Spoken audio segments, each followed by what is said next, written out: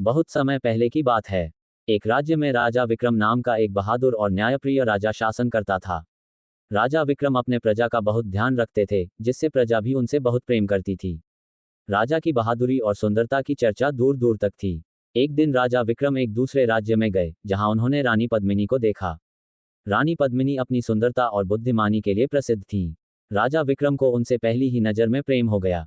रानी पद्मिनी ने भी राजा की वीरता और सच्चाई के किस्से सुन रखे थे, और धीरे धीरे उन्हें भी राजा से प्रेम हो गया। राजा विक्रम ने रानी पद्मिनी के सामने विवाह का प्रस्ताव रखा।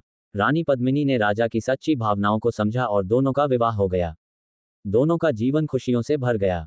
रानी पद्मिनी ने राजा विक्रम के राज्य की देखभाल में भी उनका साथ दिया और प्रजा में उनकी लोकप्रियता बढ़ती गई।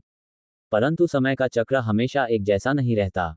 एक दिन राज्य पर एक शत्रु ने आक्रमण कर दिया। राजा विक्रम युद्ध में चले गए और वीरता से लड़े, लेकिन उन्हें गंभीर चोटें आईं। रानी पद्मिनी ने उनकी सेवा और देखभाल में कोई कसर नहीं छोड़ी। कई महीनों तक रानी ने राजा की सेवा की और धीरे धीरे राजा ठीक हो गए। राजा ने फिर से अपने राज्य को संभाल लिया।